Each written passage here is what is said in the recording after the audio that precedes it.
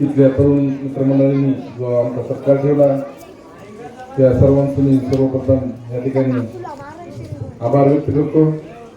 बांधवांनो, विचार मंचावर सर्व नगरसेवक आणि त्या परिसरातील सर्व उपासक उपासिकांना, आताच काल परवा ज्या निवडणुका झाल्या आणि तुम्ही जो विश्वास आमच्यावर टाकला तर त्या विश्वासाला आम्ही तडा जाऊ देणार नाही। आंबेडकर नगर, सिद्धार्थनगर या परिसरामध्ये याच्या अगोदर तर विकास झालेलाच आहे, आपापल्या पद्धतीने प्रत्येक नगरसेवकांनी केलेला आहे, परंतु ह्यावेळेस आम्ही सर्वजण मिळून या परिसराचा विकास करण्याचा प्रयत्न करू।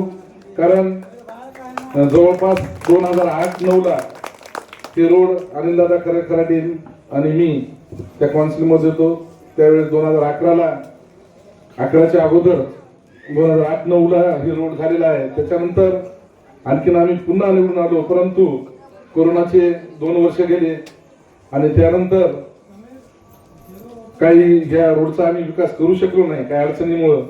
परंतु आता हा रोड तहसील पासून तर जवळपास या किंग कॉर्नर आपल्या अमोल कॉर्नर पर्यंत खराब झालेला आहे।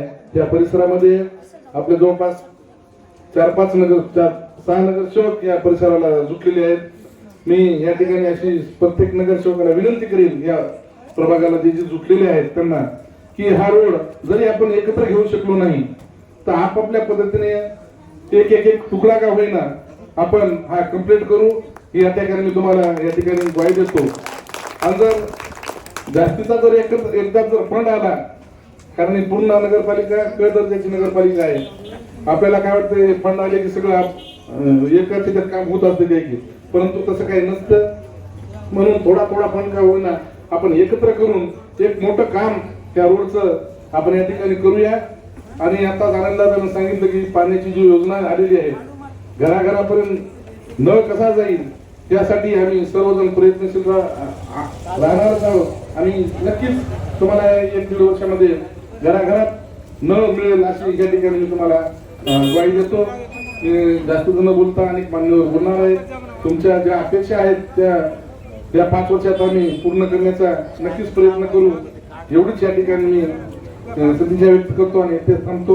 जय भीम, जय बुद्ध, जय भारत।